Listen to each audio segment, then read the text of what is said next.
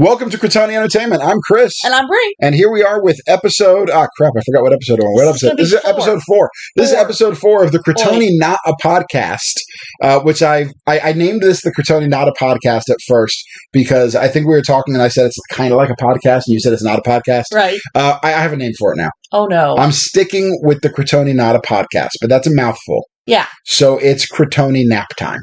Oh. Yeah, this is not a podcast. This is the dulcet tones that you can fall asleep to? Yes, good evening. Let me read you from this book, but I have nothing good in my library, so these are the instructions to a 1975 coffee maker. Anyway, keep that up, and I'm going to go find that at Goodwill. I'm okay with that, actually. Remember that time we bought a VCR at Goodwill? Oh, God. Anyway, that has nothing to do with anything. Just a recap on the concept of this show, if this is the first one you tuned into. First, I'm sorry. Yeah. Second, legit. This is a kind of companion video series to our existing painting and hobby advice and our Bree Plays series, which we really hope picks up some traction here soon, and our battle reports. These are all kind of a companion to that. The whole concept of this video is so that you have somebody to kind of listen to, if not engage with, while you're doing your own hobby, while you're sitting down. If you want to talk back to us, we won't hear you, but good for you. You're welcome to. I think I mentioned in previous shows, I'll sit down and I'll watch TV shows on Netflix or Hulu. I'll play YouTube videos in the background. I like noise while I'm painting, so we just want to contribute to noise, and we are really good at contributing white noise to the conversation. That said, to make the show more interesting so people actually want to listen to this, we are continuing our concept of having a rotating third chair of hosts. So as we've said before, we've reached out. Well, not really reached out. We just mentioned it in videos that we want to invite people who watch our videos to contact us. You can contact us on our Twitter, our Instagram, or our email, and all the links for those are going to be below. We also have an open Discord that a couple of people have joined, but not many. But we do have an open Discord. You can reach out to us on that. I should join that. Yes, you probably should join the Discord. Yeah. But we do have a third chair sitting in the background, and I've heard him chuckle a couple times already, so I hope it's kind of killing him with the anticipation to be allowed to talk so he can actually laugh at things.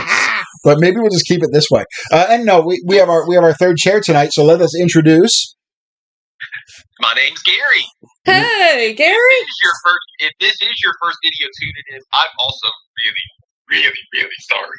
Because you get to listen to my dulcet tones from the South.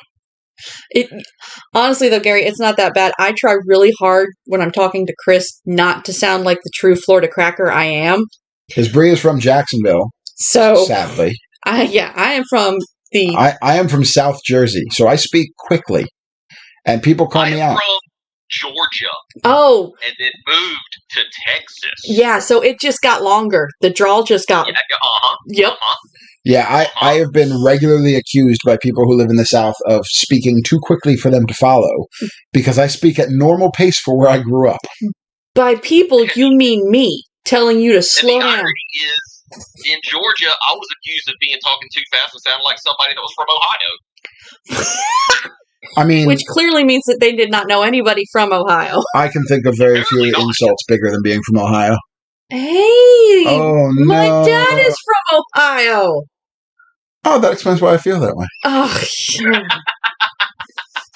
Oh, no, actually, our good buddy who now lives in Finland is also from Ohio, isn't he? Yeah, yes, he is. Yeah.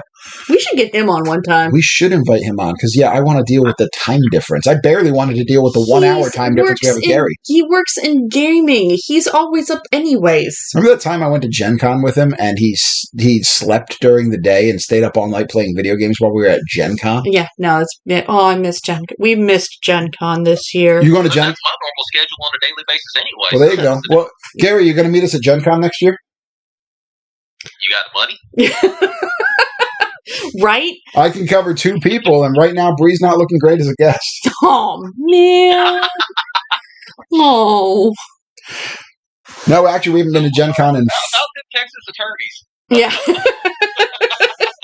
Yeah, we haven't been to Gen Con since 2017. I went in 2015. Bree was unable to go, and then Bree and I both went in 2017, and we just realized this year that it's been 4 years since 2017, and that's messed up. Because between... time is dumb, and I hate it, but... Let's not worry about time. Let's not worry about reasons. This show is not about me and Bree. We did our episode called Our Hobby Stories. It's episode 1.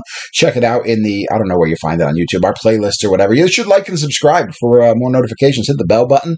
All that stuff that makes the algorithm happy, because this episode's sponsored by nobody. Yep.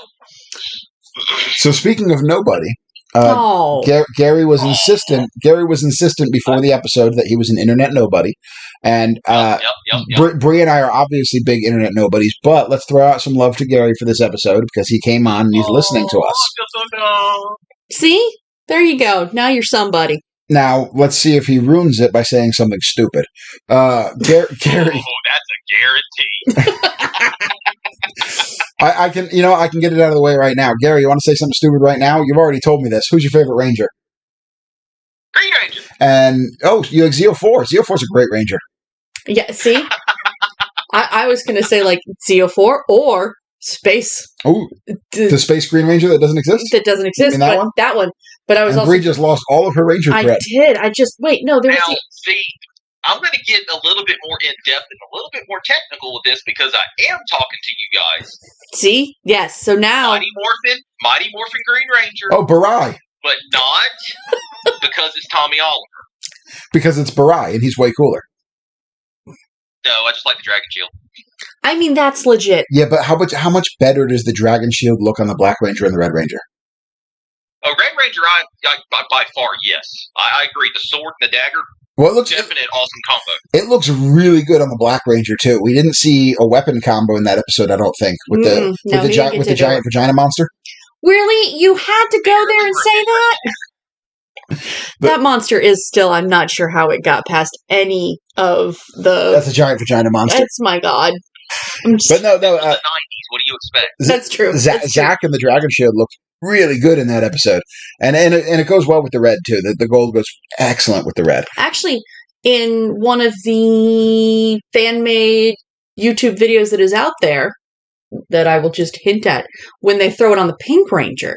Well, they do that in the comics. It looks really good on her too. They do that in Shattered Grid. Yes, they do. That's right. Everybody had the Dragon Shield at one point or another? I don't remember Billy ever wearing it. I don't think Billy's gotten it, and I don't think Trini got it. I think Alpha should wear it. Yeah, Billy was always kind of the side character anyway. Whoa. Well, no. I'm not knocking him. He's not wrong. I mean, yeah. Billy does get, unfortunately... he's the big technical character. Yes, I'll give him the... You know what? They develop a lot of the weapons and whatnot. They were... I like Billy. Wow. And the Red Bug. With the exception of Austin St. John, mm-hmm. all of the Ranger actors were in their 20s when they were playing high schoolers. Yes. Austin St. John was... the case of every show, like every movie or every show is like, oh, this is a teenager. No, they're not. They're in their mid-20s. Just about. Although Austin St. John was 19 when he was the Red Ranger. Yeah. Which actually, this is particularly interesting because if you listen to early interviews between with Jason Frank and his Jason Frank would call it an alleged feud. He never truly acknowledged there's a feud between him and Austin tries to avoid acknowledging it too, but everybody knows there is one. It's actually kind of funny because I think Jason Frank was 23 or 24 when he came on as the Green Ranger, mm-hmm. and he did start at the same time as the other people. He wasn't brought onto the show. They were all hired together because they knew they needed that sixth person. Bring him on. Yeah. But I remember watching an interview with Jason Frank one time, and you can call me a liar. Not you. I'm talking about the comments. They can call me a liar all they want because I can't credit the source because I don't remember. I saw this interview like 5 years ago. Liar. So there we go. Jason Frank said something to the effect of one of the reasons that Austin got under his skin is that he said he was too much of a tough guy. Yeah. He says he strutted his stuff too much, and he was like, oh yeah, I'm such a great fighter. I'm a real good fighter. And of course, Jason Frank likes to be thought of as the best fighter on the set as well.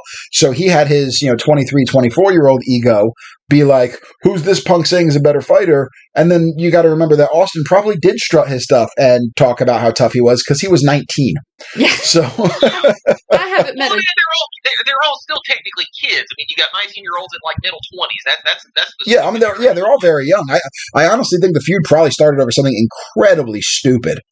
I mean, and then just proceeded forward. It's two boys in contact who wanted to be the alpha. Who wanted to be the alphas every single day. Because, like, anytime that they had them going, they were pretty much on set together. I can't imagine that not boiling up into a fight. Oh, I'm sure. But, I'm kind of off track here. The Dragon Shield is cooler than Tommy Oliver. We all agree with that. Yes. By the way, the reason Gary took the second to talk about that is because he knew I would hang up the phone on him if he just left it at Tommy Oliver being the best. So we're agreed. Gary, your two favorite Rangers are Zeo4 and the Dragon Shield. Yep. No comment.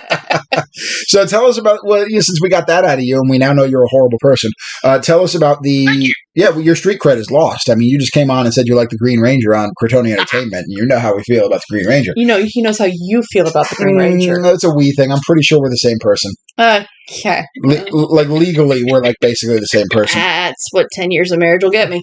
Okay. Again, welcome to the roast of Tommy Oliver. I was going to get it in here. Well, now that we've achieved that, good night, everybody. And this is when we get that cease and deceased from I'm still waiting. JDF. I'm still waiting for the doorbell to ring and Jason Frank sitting outside the door ready to be like, "Oh, who's this Chris in Critony Entertainment?" I'm like, "It's the 7-year-old sleeping in the other room. Go get him." I mean, okay. This is JDF versus his character Tommy Oliver. Now, I will admit I like a lot of the Rangers that he plays, but I also agree with the concept of the show. Everything's so daggum corny and everything's so daggum bad. It's that they're all bad characters in their own right. Writing was not. Character development was not the driving force. I'm going to argue that statement because Bulk and Skull were amazing, and so was Ernie. Well, I mean, Bulk and Skull lasted pretty much the entire series. And they're still fantastic too. We got to meet them. We met Paul Schreier twice. We met Jason Narvey once, and they were both fantastic with the kids. And I've heard they're amazing. Oh, I've heard they're absolutely wonderful people. They were a hoot to be around, and then them on their panels was awesome as well. They did a panel that was just they feel very real. They feel very real, and you can tell that those are two people who genuinely learned to enjoy working together. Like, despite all of their, and they will happily talk about the number of times they may have almost gotten fired, and got fined and other various things. well, like the time Jason Narvey dropped the F-bomb in front of Priscilla Presley's children. Yeah. Yep. He told that story at the at the Ranger stop Atlanta. That's one of the stories that Paul Schreier tells. And he tells it instead of Jason Narvey because he's the one who got blamed for it at first. And then he says, "It wasn't me, it was Narvey." But I guess they trusted those two guys so much that at a certain point, they just started writing in the script. Like, instead of actually writing what Bulk and Skull do, they would write Bulk and Skull do something funny. And then just kind of let those guys do their own thing, which is awesome. But we're getting off track again. We haven't even gotten on track. There's a track. We were going to ask Gary about his hobby story. All we know about Gary is he's not up to date with all of our videos because he admitted that in the pre-interview, the very complex pre-interview. He was in the green room eating only brown M&Ms. You only watch the painting ones? The bulk of the painting. The bulk of the painting ones. What about the skull of the rest of them? Wow. No comment. I kind of hate you right now. I know, right? What's that all about? I know, wonderful. So tell us about your hobby story. What level of hobby are you into? Obviously, we're all Heroes of the Grid players. That's how this YouTube channel started. And I'm working, and Bree's helping me work on stretching it beyond that. If you watched our battle report recently, we took Heroes of the Grid figs and we played them in a different rule system. I don't know if you've watched that one yet, but now that I know what it is, I'm gonna have to check that out. It's definitely sounds. Yeah, it's super fun. Yeah, we took a rule system that is 100% free. It is a free rule system. It will not cost you a dime. And all you have to do is download it. You have to work at it a little bit. You have to pull up the lists of models that they can use, and you have to find something that represents the Rangers appropriately. And if you do watch our video, it's called Age of the Grid, Episode 1. We found a couple things that we thought represented the Rangers pretty well. And we'll start talking about that too on the Discord of kind of some other builds that we do. Yeah, we're going to do more of that. We may do more episodes just talking about that show with Power Rangers. But check that episode out. And those of you watching, check that episode out because we do show you how to take figures you already have and free rules. The most you're going to have to spend to play this game is if you, for some ungodly reason, don't own any 6-sided dice and you don't own a tape measure. Everything else you can make work. But that said, what is your hobby level? You said you watch the bulk of the painting videos, so we got to assume you paint your miniatures. But what miniatures do you paint? Is it just Heroes of the Grid? What other games do you play? Tell us a little bit about your hobby story. Okay, well, I mean, as far as painting minis go, Heroes of the Grid got me into painting minis. I went to a buddy's house, and they actually had a mutual friend that introduced the Heroes of the Grid. Now, I knew about it from the original Kickstarter or the mention of it a couple years ago, but I never followed up on it. I didn't think much about it. Oh, it's a board game. I'm probably not going to have anybody to play with, not going to be able to do much with it. And then we played it, and he had some of his minis painted, and I was just awestruck. The dude's paint was the skill of his painting was just amazing, and I'm just like, oh. Okay, can I interrupt you for just a second there? I want to coin a new phrase that's going to be unique to Critony Entertainment. Can we call it brush foo? Oh, his brush foo was strong. His brush foo. His brush foo was very strong. Okay, there you go. You heard it here first. Could probably take down Bruce Lee. Oh, whoa now. Whoa now. It was awful. What do you mean, like it was one of those Bruce Lee fighting it or Bruce Lee painting it? Okay. Do what now? Bruce Lee fighting his brush foo or Bruce Lee painting his brush foo? No, Bruce Lee fighting his brush foo. Oh, yeah. See, there you go. Okay. Now, but is it as strong as Bob Ross's brush foo? Okay, I'm not going to go Bob Ross because he is the master. Can we? Oh my God! I just got a great idea for our Halloween episode. No, do not. We're not. No, we're not dressing up as Bob Ross. No. All right. For those of you watching, put in the comments. Put in the comments that you vote for our Halloween video to be Bob Ross themed, or you don't vote for our Halloween video to be Bob Ross. And tell us in the comments below. If we get enough comments, I don't know what the number is. Nobody watches these anyway. But give us enough of those, and we will do somehow, I don't know how I'm going to pull it off, a Bob Ross themed Halloween episode. This isn't an accident. This is just a happy little happenstance. Here you go, everybody. I'm going to paint a model as Bob Ross. Oh my God. It'd be so mellow. I don't even know if you could be that mellow. Happy little putty. Maybe I'll find a miniature of Bob Ross. I think that actually exists. I'm sure it does. The internet is a strange place, and people make strange things. Well, like y'all were talking on last episode, y'all could do the Hero Forge and always make one. We could Hero Forge. Well, that's not going to be the last episode by the time this one airs. Well, yeah, this is the one he listened to. The episode before last. Pulling back the veil, everyone. We record these far in advance. So if I were to say to Gary right now, what did you think of episode 3? He'd have no freaking idea because we haven't aired it yet. Exactly. But that's okay, because you know what? It helps us being lazy. It's true. Yeah. It's true. And that is... It's not lazy. It is not lazy. It is being comfortable. There you go. Okay, I'm taking that. It helps us be comfortable. My problem with that is that lazy is fewer syllables, so I'm sticking with it. Yeah, knew that was coming. Yep. Mm-hmm. I'll one up you. Blah. It helps us be blah.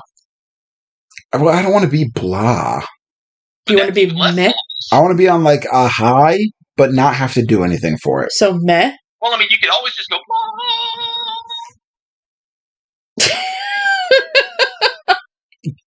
Ladies and gentlemen, Gary is underestimating just how lazy I really am.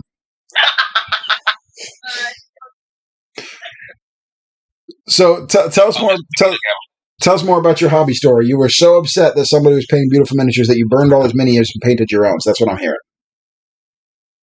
Okay, I didn't want to destroy his masterpieces, so no, I did not do that. Well, you always say you didn't want to do it. It's part of the apology when you get sentenced. I mean... Yeah, but that's... Don't want to tell all the secrets.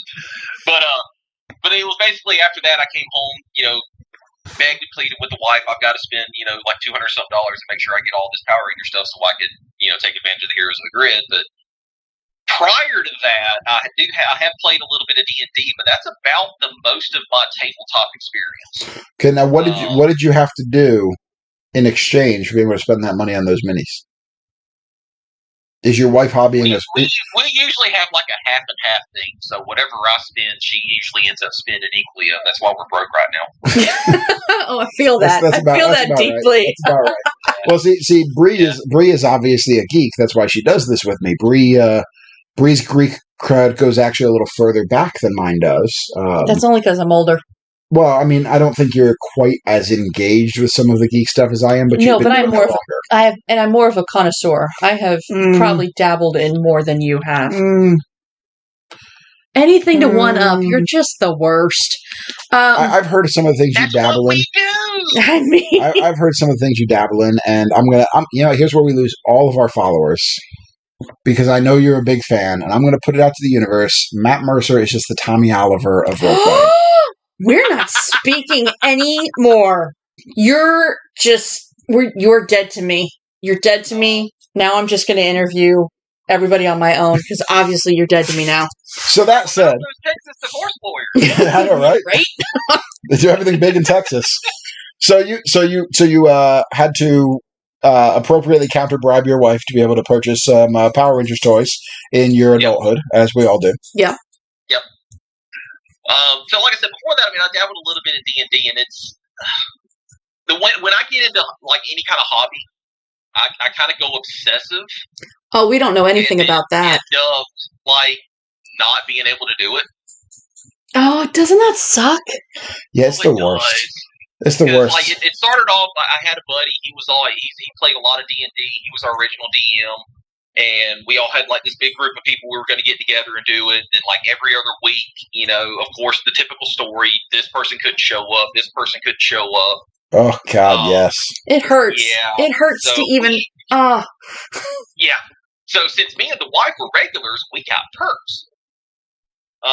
There you go. So it ended up being, and the way he didn't do D&D the traditional way. He didn't follow strictly by the rules, at least as far as stat building is concerned. Because I feel that. I feel that. Yeah, most of our characters, all of our stats were like 15 and above. There you go. I hate that. I hate when that happens as a DM. It's like, no. See. The wonderful thing about that is you can have all those amazing stats, and you could be like me, roll nothing but ones. No, that's also me. That's except when I'm DMing. When I DM, I'm like, oh, that goblin just rolled 16 20s in a row.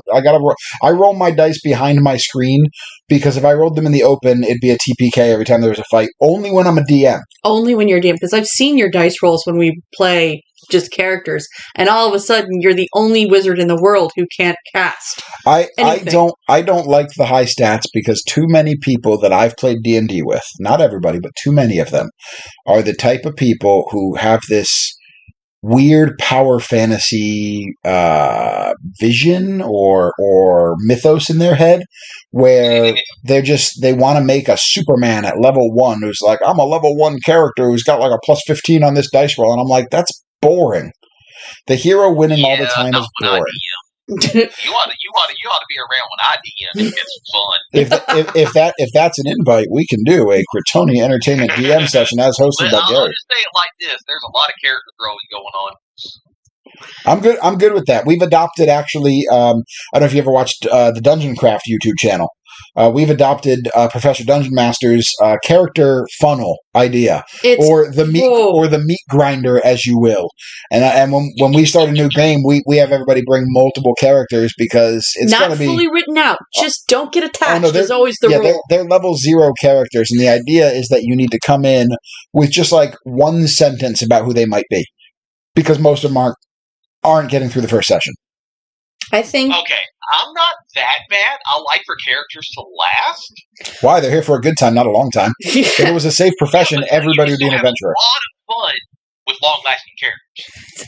And I have, especially when you have the kind of mindset that me and a buddy of mine have. We had some fun. We had some fun. Yeah. Chris and I have played very different games of D&D. I have had the long-running game where, we were up to almost, level 16 by the time the game finally exploded. That's so boring. That's too many abilities. Oh, no, it wasn't, because the way he ended the game was to throw a flippin' Tarrasque into the middle of the island and go, now have fun. And you're going, I'm not high enough. Tarrasques are so boring. Oh, you're so...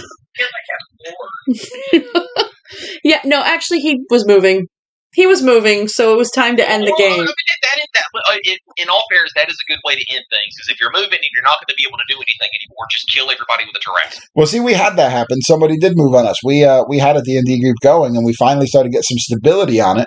So we started making an epic new start to a campaign we were going to co-DM, and then it's like, okay, let's get together and do this. Oh, wait, this is the height of COVID. Let's hold it off a couple months. Okay, now we're ready to do it. Oh, I moved away. I'm sorry, you did what? I moved away. I've got classes. It's, Thanks for telling us you moved away. It becomes a thing. Anyway, this is about you, not about us. It's funny how that keeps coming up. Yeah. But okay, anyway, I remember on episode 2, y'all wanted everybody to talk about the kind of characters that they created and whatnot. Well, mine that I started out D&D with, which my first campaign really was with my buddies here, so that was kind of my first experience. It was 5e. Y'all can talk about that if you want to. No. Hey, everybody's got a starting point, man. We play CE, as in Chris's edition. I changed most of the rules. Oh yeah, see, I did that in my world, though. We're going to get on that in a little bit. Oh wow, I appreciate you dictating the flow of the show. Oh, stop! Exactly. Way to Tommy Oliver that. I was a wood elf rogue monk. Okay, I'm in. I wanted so hard to be a ninja. Well, but I couldn't roll for crap for stealth. Hold on, I gotta clarify something for those people who are struggling with words. You were a rogue/monk or a rogue monk who was betraying his order? Oh yeah, no, rogue/monk. I was multi-class. Oh, so like a rogue demon slayer. So you're a rogue/monk. I assumed that's what you meant, but I wanted to point out that could be ambiguous. Actually, rogue monk also now sounds amazing. Yeah, you're a rogue monk. You're breaking all the rules of your order. You're a rogue monk. Yeah, that's technically supposed to be what a ninja is. Right. You start off as a rogue, get the assassination stuff, then you go into monk and get some of the hidden abilities and whatnot, and then you're a ninja. See, we built an Obi-Wan Kenobi character out of a bard one time. That was fun. That was fun. Oh, I built an Iron Man out of a Dragonborn. Ooh, made him an artificer? He wasn't an artificer. I can't remember what class he was, but it wasn't an artificer. It was something different. No, maybe it was an artificer. Yeah, because that could actually be really entertaining if it was an artificer. Now, see, here's what I did in my campaign that I DM'd. This one was just a play around, so it was all homebrew. We basically threw the rules out of the book. We didn't pay attention to hardly anything. We were just having fun. I'm good with that. I don't think rules matter. We're going to do a whole video on that one day. I know. Yeah. So, right as we were doing that, I watched Avengers Endgame. Oh, no. Dun, dun, dun, dun, dun, dun, dun, dun, dun, dun. Dragonborn Iron Man quickly became Dragonborn Iron Man Captain America Thor. That's like, geez, this is going to be a really dated reference. That's like Peter's boat. Oh, yes, the SS more powerful than Superman, Batman, Spider-Man, and the Incredible Hulk put together. Yeah, pretty much. So it was like, he was like the destroy all character, but I didn't try to focus on him because I wanted the other people to do stuff, like my wife and my friend who had their characters. Which my wife was being a butt and not doing what I wanted her to do, which is typical of most wives, so I had to make her character do what I wanted to do for story. This episode brought to you by Wives Agency. So it's basically, alright, you've got my character, the Dragonborn, Iron Man, Captain America, Thor. I had the shield, I had the hammer, he had all the stupid strength. He had a strength stat of 34. Whoa. Exactly. I wanted this to be fun. Now, you can check this character out by typing in Iron Man, Captain America, Thor, Rule 34 on the internet. Nope, don't, nope. Nope. Nobody ever do that, ever. Critony Entertainment and all its subsidiaries are not held liable for anything you find by typing that in. But basically, we got that, and then my buddy wanted to be I think he was a half-elf paladin, but at the same time, he was a were-tiger. Oh, that could go poorly. So he was half elf and half were-tiger. You're just... Basically, yes. Which half was the were-tiger? Oh, don't you do that joke, Christopher Thomas. Don't you do that joke. He did transform. I'm not going to go the route that he's wanting to go. He did transform into a were-tiger. So I will stop that there. He's great. Also, because it was just me, him, and my wife, we all played two characters. Oh, His that's second fun. character was a bard. Was it a halfling or a dwarf? It was a dwarf. Dwarf, yeah. He played a bard dwarf. And now he had I gotta interrupt you. I gotta interrupt you here. I gotta be a rude host here. I keep hearing the background now. I'm assuming that's your wife in the background. Yes. What's your wife's name? Kim. Kim, you're welcome to join the show. Kim, you keep your mouth shut over there. we keep hearing something in the way distance. It's not coming through great, but you're welcome to join the show. You're letting him get away with things here. No, she's not. I'm digging it. Nobody puts Kim in the corner. Yes. Okay, but anywho, the best part about his dwarf bard, his bard school was the school of metal. Yes. So he was Jack Black. Basically. Yes. And he had a swearing sword. Oh. That sword is all full of promises. I swear I'll do this. I swear I'll do it. That's the... Critony Entertainment is kid-friendly. That's the type of swearing we're talking about. Yep. Type in the swearing sword, Rule 34 on the internet. No! Would you stop sending babies after that kind of thing? Oh my god. We're going to get all sorts of cease and desists from parents. Hey, in all fairness, if it's going to be like that, they don't need to be watching it anyway. If they can't have fun, they don't need to be watching. That's true. If your kid finds Critony Entertainment on YouTube without your parents' knowledge, what the hell's wrong with your kid? Maybe they're into painting models. Yes, because we're the channel to go to for that. I mean, that's legit. Yeah. Speaking of, when are you doing that finger painting episode? I really should. It's going to be a Tommy Oliver fig. Oh.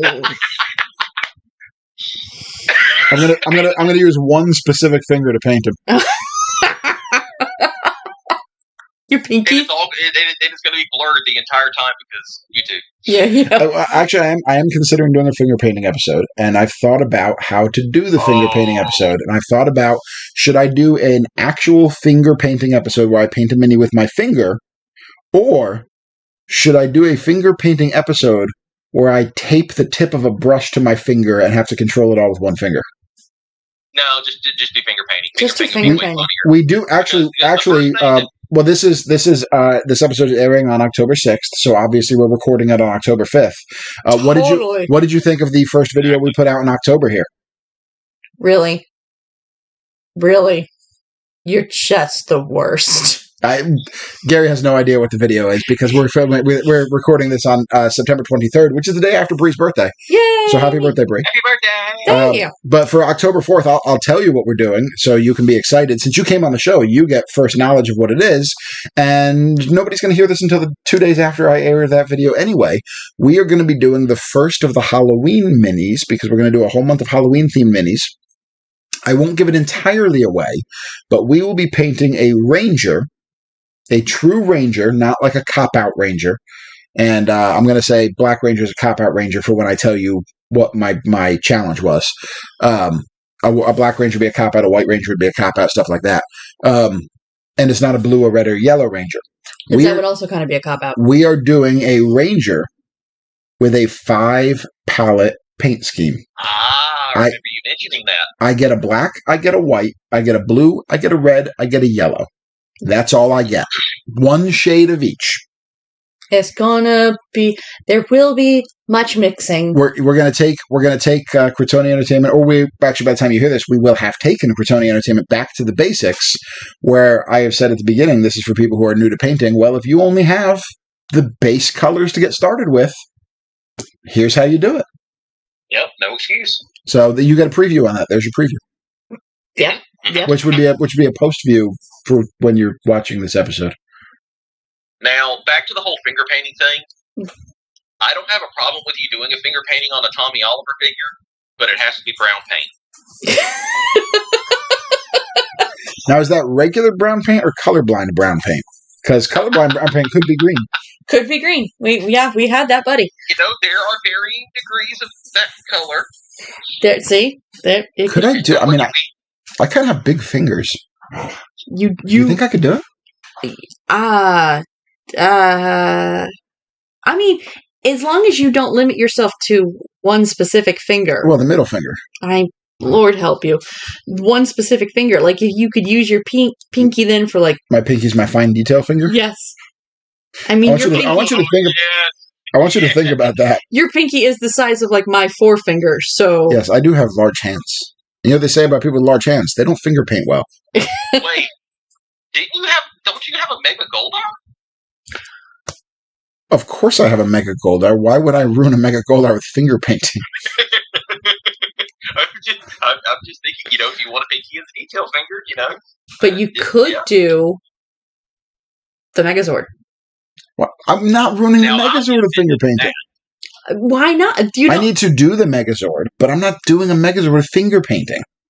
Why not? I'm having a big problem with upcoming videos because I've started writing out a schedule for what I want to do for the rest of the year. I know. And I'm like, oh my God. We did in the middle of a restaurant in the middle of Georgia. Well, no, I've done more of it now in my head, in my brain space. You haven't. That's rude. Well, I was thinking about November. We have a Thanksgiving-themed episode already planned, but there's 3 more weeks in November. That's the only 3 weeks that are not decided for the remainder of this year. We have 3 more things we can put into our slots, and we're about to get new minis. That's true. And I'm like, well, I can do Solar Purple. I have some great plans for Solar Purple that I think are really going to blow some people's minds because it's so easy to make a really cool effect on her. And I want to do that model quickly after we get her so people don't get ahead and paint their minis and then be like, oh, I wish I painted it that way. And as long as everything does come in October. This is true. And then a clip door, and I was just on the Discord earlier tonight talking about this. A clip door is going to be one of the easiest paint jobs most people have ever done, and they don't realize it. They don't realize how easy it's going to be to make a clip door look just phenomenal. Yeah, you say easy. It's so the rest easy. Of us that haven't been painting for years is going to be like, what? I did an entire Dark Eldar army in the same style technique that a clip door needs to make look great. It takes nothing at all. It's so simple. A little bit of patience is really all it takes. And I did that as a commission army for somebody. I painted that whole army fast. I was going to say that army went in and out the door pretty quickly. I think. Yeah. For those of us that have not painted entire armies worth of figures, and have been doing it for 20-something years, of easy and my definition of easy are completely different. That's why I make tutorial videos. And you're like, oh, just do this little thingy right here, but done. Wait, can I back it up, please? I'm gonna need to watch that in slow-mo. I'm gonna slow down that 1 second down to 10,000 frames per second.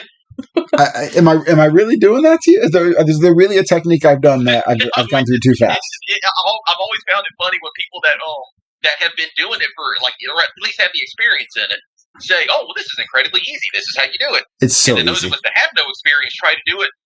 It don't look the same.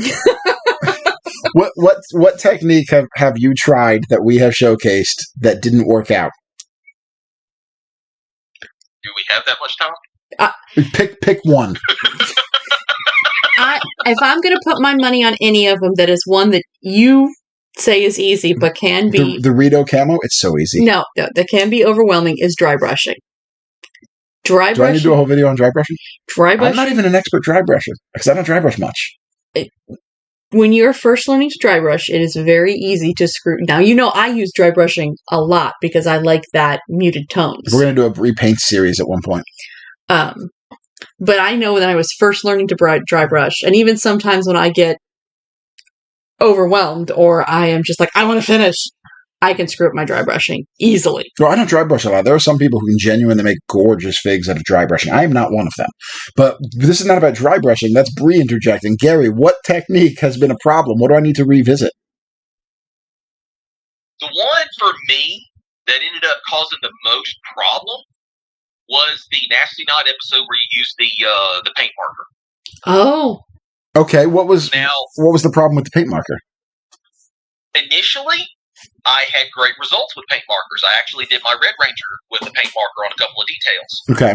When I tried to do Nasty Night, I don't know if it was built-up paint on the marker itself, or if it was, and of course, it's probably a stupid cheap marker that probably was just crap anyway, but it kept dragging the paint off, or it kept smudging it. Really? It could have been. It could have been the marker itself. It could have been the brand of marker. It could have been the age of the marker. Could have been the paint wasn't flowing correctly into the tip of it. There could have been material issues that had nothing to do with you. Oh yeah, of course. There's always that possibility. Besides, it was a Walmart paint marker, so we're going with that too. We've all been there. We've all been there. Yes, we have all been to Walmart. No, I mean the whole buying something. So, well, if we need to do more with paint markers, we'll do more with paint markers. That's not that big of a deal. Actually, I would happily make that a breeze paint because there's a couple of my D&D minis that I have been wanting to paint that I think would be excellent. Yeah, actually, we should do a whole mini in Sharpies. I could do that. Now that would be interesting. I assume it's doable. Actually, I actually have a crap ton of Sharpies. I assume it's doable. There might be some problems with rubbing off, but no. If you use isopropyl alcohol, because remember, I've done a couple of art. Isopropyl alcohol? Oh, isopropyl, yeah. Bree is a microbiologist by education. Yeah, I've taken all the way up through organic chemistry, too. I want to put out that Bree has a degree in cellular biology. What's the actual degree in microbiology? It's cellular molecular biology. Degree, it don't mean you can pronounce it. Bree actually has a degree in it. She can't say it. I can't say it. But no, if you use the alcohol, it actually will help that paint run. And you could actually use that to even almost make like an ink that you could paint with. Well, I don't necessarily want to extract the color from a Sharpie, although that might be cool too. Because you could almost do like a tie-dye. What if you just drew on a mini with a Sharpie? You painted a whole mini. Now that's something I've actually been considering trying to do too. I don't hate that idea for a video. That might not make that might not make a Morphin Monday, but that might be a tools and tech. I could try tips that. And tech. Yeah. What do I call that series? When I finally decided to do my Cyclopsis, I wanted to do a fine liner to get the basically the outline details of its armor.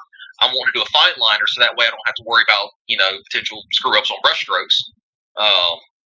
So that actually could be a really good idea. There you go. Gary has contributed. Congratulations, you contributed. I don't hate these ideas. I'm into them. I don't know if I like them until I try them, but I don't hate them. Well, that's with anything. And I've got much jankier models than you do, since I have. Oh, please! I have hundreds of models that it doesn't matter if I ruin one of them. I mean, that's true, but you have to find them and put them together. They're in the boxes. They're in the boxes, he says, as he looks around the room full of boxes. This is good radio. Well, I mean, he's not lying. Yeah, they're in the boxes. They are in. I should put a picture of that up on the Instagram of Chris's pile of shame. It's not a pile of shame. It's a pile of opportunity. It's a pile of to-do. It's a to-do pile. A work in progress. So cycling back around to November, the reason I was kind of bummed about only having really 3 slots we haven't planned out for the rest of the year is because there's a lot of minis left to paint, and I've been hearing more lately from some people that I've talked to that, I wish I had seen this video before I tried this because mine came out different. And then I was like, we did start these videos so late in the game's life cycle that we still have some starter box figs that people have long since painted, and they're going to see these episodes go up, and if there's a style they like, they're going to be like, what the hell, man? So I'm kind of bummed about that. I don't necessarily want to ramp up the Morphin Monday videos, because too many painting videos in 1 week also is a recipe for kind of falling apart quickly. Right. But something you could always do is go into a video of stripping the minis. I don't want to strip the minis already painted, though. Well, of course. Oh, you mean stripping minis in general? That's a 4 year. That's a 4 year video, Gary. No. It was a 4-year video for us. So this is a hobby time story. I had a Land Raider from Warhammer 40K. Big tank. I acquired it. I acquired it because it was dirt cheap. eBay is a glorious thing. It wasn't even eBay. I got it from Chaos Orc Superstore. Oh, that's right. I got it from Chaos Orc Superstore in their as is section. And somebody had this Land Raider, and I think it was like $28 at a time that Land Raiders retail for like $75. And it wasn't even just a Land Raider. It wasn't even a Land Raider. It was a Land Raider Crusader, which I definitely couldn't use because at the time when I was playing 40K, I didn't have any armies that used the Crusader variant. So I knew I was going to have to tear pieces off of it anyway, but I couldn't say no to that price. Right. So I ordered it, and this thing shows up, and it's got like 7 inches of paint on it. I mean, this is bad. I mean, and this has clearly been painted over several times because when I tried some basic rubbing alcohol to kind of see what I was dealing with, a layer of paint peeled away to a layer of paint. And then it peeled away to another layer of paint. And it wasn't primer. It was other layers of paint. I remember you calling me into the game room at the time going, you have to see this. So I took this tank and I threw it in a vat of Purple Power. Purple Power household cleaner, right? And you can soak a mini in there for pretty much indefinitely without harming the mini, but it will loosen the paint. It won't actually dissolve it, but it'll loosen it. So when you pull it out, you can take like an old toothbrush and you can wipe away the paint and have a mostly clean miniature. Some of like if you primed it in advance, some of that primer is going to stay because it doesn't get loose. But primer's not supposed to get loose anyway. Right. I left that Land Raider in that vat of Purple Power for 4 years, and we moved house 3 times before I took that out of there.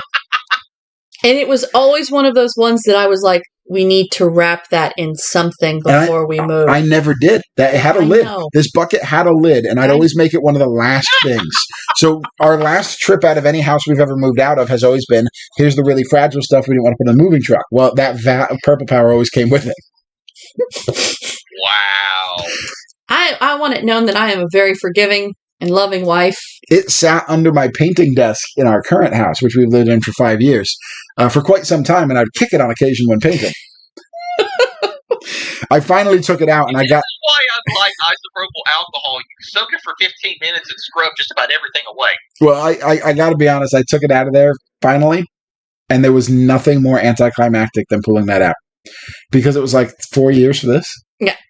But it was really cool because, like, it had been in there so long it had actually loosened most of the glue. Yes. Things just started falling apart. The glue just started falling apart when I was scrubbing it. We had to, like, break out the colander so we didn't lose parts down the drain. Although I am excited that we're going to be able to play with our 40K minis again with the one-page rules that we talked about in our battle report. But that's neither here nor there. But no, I can definitely do a tools and tech paint stripping episode because I do want to experiment with this other new chemical that I have. Oh, Lord, help me. It may dissolve the table. What? Ooh. That's an exaggeration, Brie. Are you sure it's an exaggeration? Chris, you're not meeting my eyes. You use hyperbole on YouTube. This is the greatest thing ever. This is the worst thing ever. Or have you never heard the word hyperbole and you've only read it, hyperbole. I hate you so bad right now. Don't keep trying to. Chris, is this going to, like, drip a hole through our gaming table? As with all things in life, Brie, there's a non-zero chance. Oh. And that's why we had to get new flooring. This video, and I definitely need to watch it. Yes. No, I do have. Actually, I will probably just take an old mini that I don't care about, and I will sacrifice it to the experiment gods. Oh. And I will try this new chemical I have because I suspect that this new chemical might be strong enough that you could possibly spritz a model with it. Just spritz. That's good radio. And just wipe it off. So are you perhaps saying that this chemical might be... I don't want to say what it is. Stronger than before? Ooh, yes I am. Yes I am. Yeah, I don't want to say what it is. Not that anybody's listening to 47 minutes and 51 seconds into this recording. But I don't want to say what it is until that video comes out. Oh, okay. So. Okay. It might work, it might not work, but actually that's not a bad idea because I do need some more tools and tech, or is it tips and tech? I don't know what the name of that series is. You've changed it like 3 times. It's tips and tech. You heard it here first. I'm looking at it right now. I appreciate that. There you go. I don't watch my own videos. I will eventually be not replacing that, but largely replacing that series because that's kind of our Thursday. Our Thursday slot right now is kind of a floating slot. I'm kind of reserving that for the new Hero Quest that's coming out. I've mentioned this before. We got in on the Hasbro Pulse Kickstarter-esque type thing of the new re-release of Hero Quest, and I do want to do videos of me painting those figs too. And actually, for you guys that you like D&D, but you don't always have necessarily enough people to run a huge campaign, Hero Quest is that kind of game. Oh, yeah. I mean, if you don't have a whole lot of people, you want to play something D&D-esque, you got Hero Quest, you've got Gloomhaven if you want to work out your arms. Have you seen this? Yeah, I've heard about that. It's like 20 pounds. That's an exaggeration, but the box actually is like 16 pounds. The box is 16 pounds, and it is a financial investment of 120 some odd dollars. No, I think it was closer to 160. When we hit the mythical lottery, I might consider that. There you go. That said, however, one-page rules. Check out onepagerules.com. There are some it's some fantastic game system. We mentioned it in the other video. They've got a fantasy skirmish game, a fantasy army game, a fantasy regimental army game, a sci-fi skirmish game, a sci-fi army game, and a fleet game. And all of their core rules for all of them fit on one piece of paper. And they're free. Free is Free is my kind of... And they're free. Like you've taught the 7-year-old. OnePageRules.com. Check it out. I don't believe rules should cost you any money anymore. Or if they do cost you money, rules. Yeah, right. Rules for those of us who play D&D, we're like, rules should be free or rules should be cheap. Rules shouldn't be $50 for a rulebook anymore. I think we're beyond that point in most gaming. I understand that's how D&D only exists is by the expensive books, but I much prefer Extreme Dungeon Mastery, honestly. The book Extreme Dungeon Mastery, which I bought for like $20. The wonderful thing of the internet is I found all my Dungeons and Dragons books online PDFs, and I just downloaded them. So you go. I'm not. Critony Entertainment does not endorse the stealing of intellectual property. You're gonna make me get my non-existent lawyers involved. I didn't say where I got them. Harvey Berkman. The wonderful world of the internet. The wonderful word of the internet. So if you want to find these for yourself, type in D&D PDFs Rule 34. No, stop. Today's episode is brought to you by Rule 34. I was actually going to say brought to you by inadvertent pornography. Oh, no. Well, that is the internet. No, I was Extreme Dungeon Mastery. It's all in one book. I think it's $20 or $25 is what we bought it for. And it's written by one of the great D&D writers of all time. So. And the beauty of it, and I keep seeing people talk about the Power Rangers RPG that's coming out soon. I'm excited for that. You can play. I'm not, because the price is ridiculous. You could play a Power Rangers RPG. I've already seen D&D homebrew rules for Power Ranger stuff before. Well, you don't even need to homebrew when you take the XDM, because the XDM template is so much of a blank canvas. You could play a Power Rangers RPG right out of XDM. That's true. We play Star Wars Legion. The rules are 100% free. We play a game called Free Blades by DGS Games. It's a wonderful, if you've ever heard of the game Mordheim by Games Workshop, it's a wonderful mix of like Mordheim and D&D. All that's in actually one. Two of the things the creator of the game loved. And the rules for that game are a living rulebook PDF. It's a $10 purchase, and once you have it, every update for the rest of eternity is free. One-page rules. Yeah, one-page rules are free. And Free Blades by DGS, and I have a certain vested interest in them. Free Blades by DGS also has a tremendous amount of lore that they have up on World Anvil for free. They have Patreon options. Their models are fantastic. Their models are reasonably priced. And their rulebook is, like I said, it's free after the initial purchase. Every time they make an update, even if they rewrote the whole rulebook, that update is free after that one-time $10 purchase. It's not a Games Workshop game. Sorry? I said it's still an update. Updates are free in general. Well, you would think that, but if you've ever played Games Workshop War Games, you would know that's not true. Well, they like money too much. Yeah, but it's gorgeous minis, and the rules support and community is one of the best I've ever seen in gaming. It's one of the very few games where you can pop on their Facebook and go, hey, I don't understand how this works. And the actual guy who designed the game, actually not dissimilar from Power Rangers, because Jonathan Young does do this for Heroes of the Grid, the actual guy who designed the game will pop on and usually be the first one to answer the question. And yeah, so it's not like a Fortnite community. Oh, Lord help us. I'll have to take your word for that. I have not engaged with the Fortnite community. I'm not engaged in Fortnite, period, so there you go. Our 7-year-old wants to be. We have told him no. Yeah. Thank you. Good parenting right there. Just YouTube viewers, that's how parenting should be. We have allowed him to play Minecraft, but he plays it on the Switch, single player, or with us. Couch co-op with us. Yeah. Exactly. We have Does not need to be introduced to the world of multiplayer yet. Oh Lord, no, I do not want him learning that language. I'd walk in the room and I'd be like, buddy, what are you doing? He'd be like, I'm learning about Minecraft. I typed in Minecraft Rule 34 on Stop! Just, no!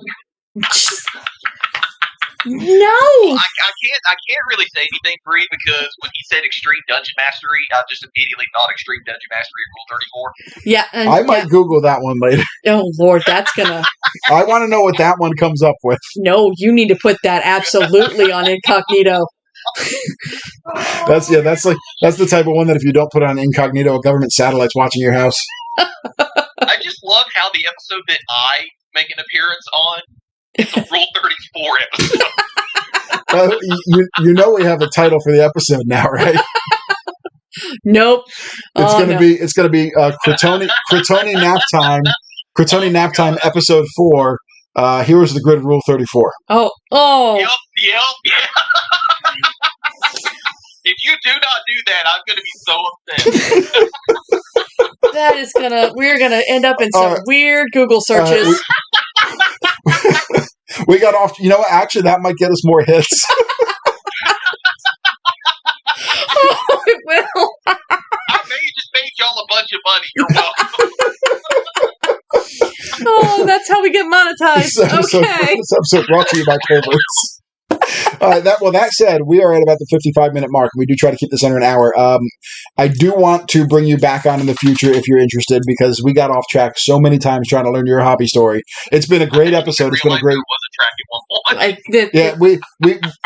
There were so many things that we love to try to pretend we're going to cover, and we just kept getting off track, and it was a great conversation, so I have no issue with that. We don't have ducks in a row. We got squirrels on crack. You legit.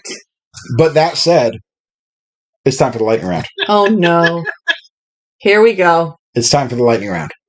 All right. Oh, Lord. Lightning round, question 1. Favorite ranger in the game? Mighty Morphin Green Ranger. In the game? Really? Oh, in the game. Sorry, the game. Okay, my bad. I'm slow. You have to forgive me.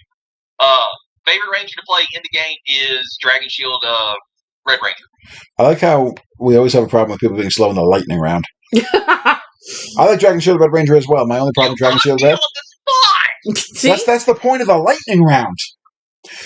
The only problem I have with Dragon Shield Red Ranger is I don't get rerolls, and I'm terrible at rolling dice. That's my only issue with him. Least favorite ranger in the game? I haven't played any of them enough to know, but I'm going to agree with y'all and say Magna Defender, because everybody hates Magna Defender. There you go. That's legit. Favorite Lost Galaxy Ranger?